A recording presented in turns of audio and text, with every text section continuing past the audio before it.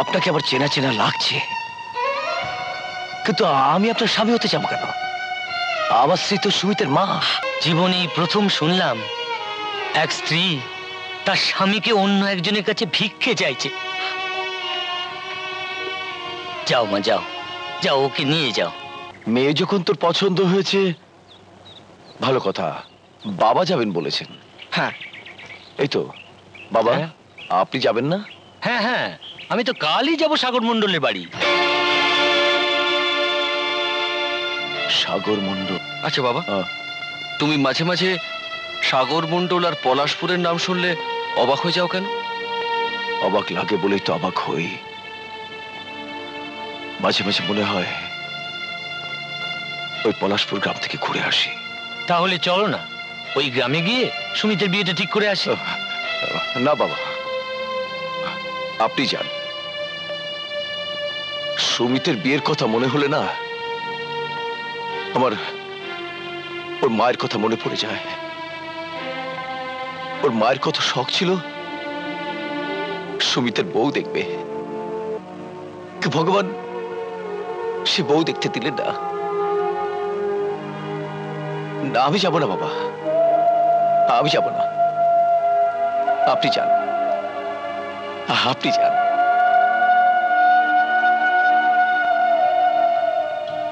দাদু ভাই, দাদু ভাই, তুই কিছু চিন্তা করিস না। ওই মেয়ের জন্য দরকার হলে আমি আমার লাখ টাকা সম্পত্তি দিয়ে দেবো। আরে এই জন্যই তো বলি যে যেমন দাদু তা তেমনি নাতি। হ্যাঁ, আপনি যখন এসছেন তাহলে আর না করি কি করে? আমার মেয়ে তো আপনাদের গ্রামেই আছে, তো বিয়েটা তাহলে ওখানেই হোক।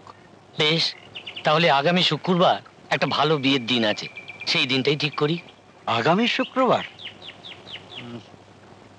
ঠিক আছে, করুন, তাই করুন। আজ তাহলে আমরা যাই। যাই বলতে নেই, আসুন। চল দাদু, আসি। নমস্কার। হ্যাঁ, চল চল চল।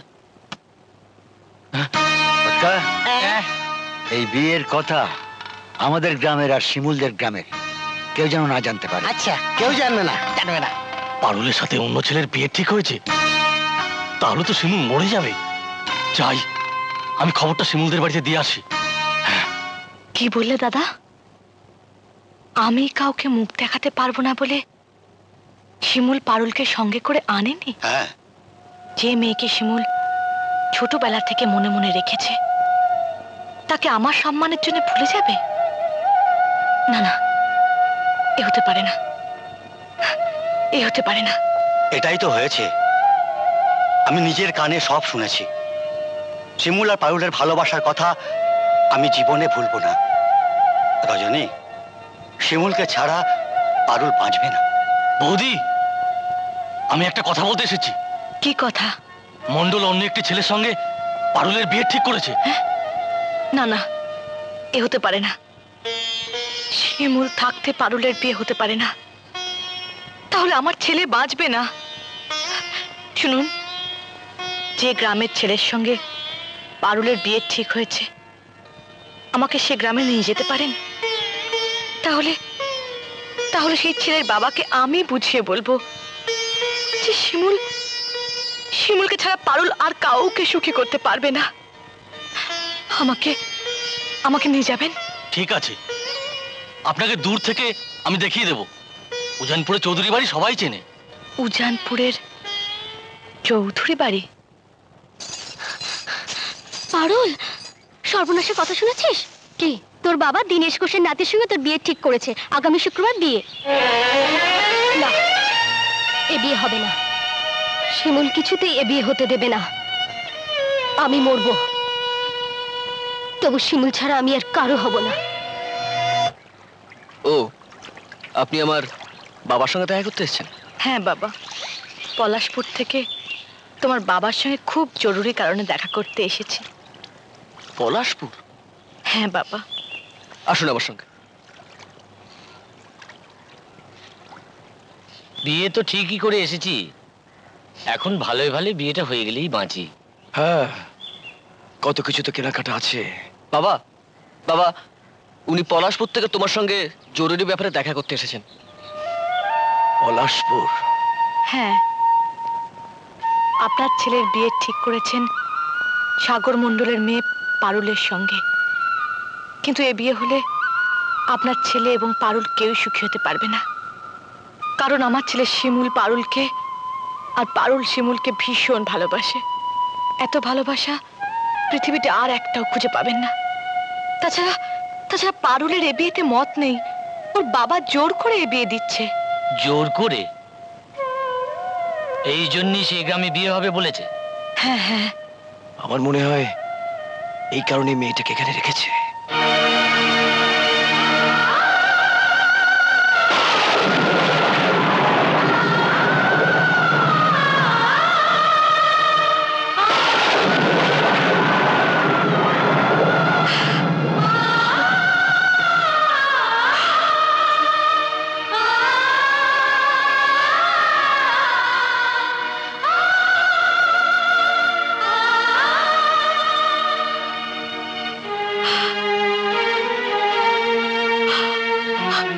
তুমি তুমি তুমি বেঁচে আছো।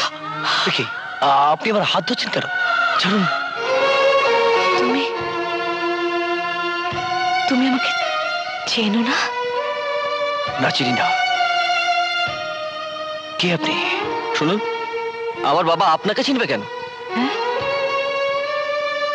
তোমার বাবা? হ্যাঁ, আমার বাবা।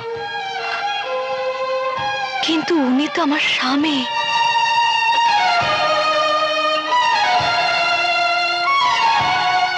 আপনাকে আবার চেনা চেনা লাগছে, কিন্তু আমি আপনার স্বামী হতে যাবো কেন? আমার স্ত্রী তো সুমিতের মা। ওগো, এতটা বছর পর আমি তোমায় খুঁজে পেয়েছি। তুমি আমায় চিনতে পারছো না? না না, আমি আপনাকে চিনতে পারছি না। বাবা, হ্যাঁ, বাবা, তুমি ভেতরে যাও, তুমি ভেতরে যাও, আমি ওর সঙ্গে কথা বলছি। হ্যাঁ। যাও বাবা, যাও যাও যাও। মা, তুমি কি ঠিকই বলছো যে ও তোমার স্বামী? পৃথিবীতে এমন কোন স্ত্রী নেই যে তার স্বামীকে চিনতে ভুল করবে। আপনাদের বাড়ি কি পলাশপুর গ্রামে? হ্যাঁ। দাদু, ইনি বোধহয় ঠিক কথাই বলছেন। বাবা পলাশপুরের নাম শুনলে কেমন যেন হয়ে যেত, তাই না? হ্যাঁ, ঠিকই বলেছিস। আপনারা কি বলছেন আমাকে একটু বুঝিয়ে বলবেন? কি আর বোঝাবো মা,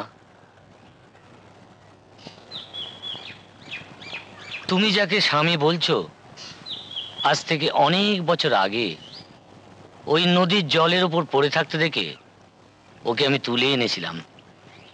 তারপর যখন জ্ঞান ফিরল, ওর নাম ঠিকানা কিছুই বলতে পারলো না।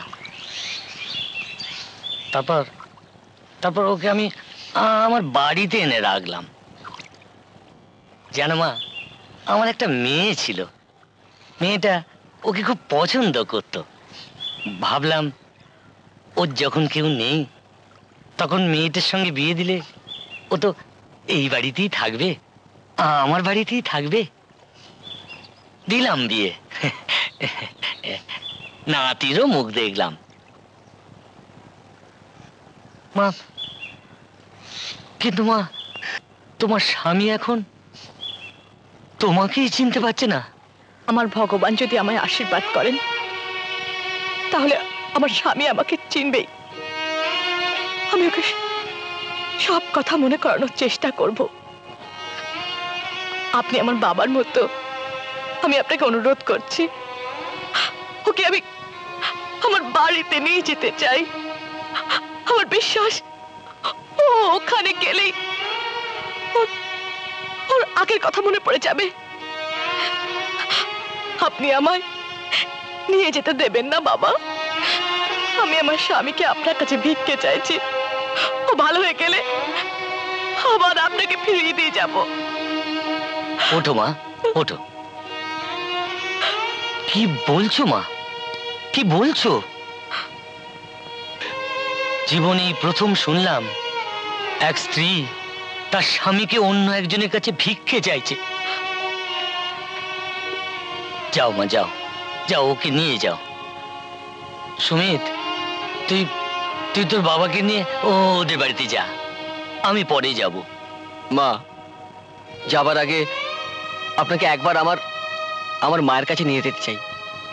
চলুন। আমার মা আপনাকে কিচ্ছু বলবে না। আমার মা খুব ভালো মানুষ। চলুন।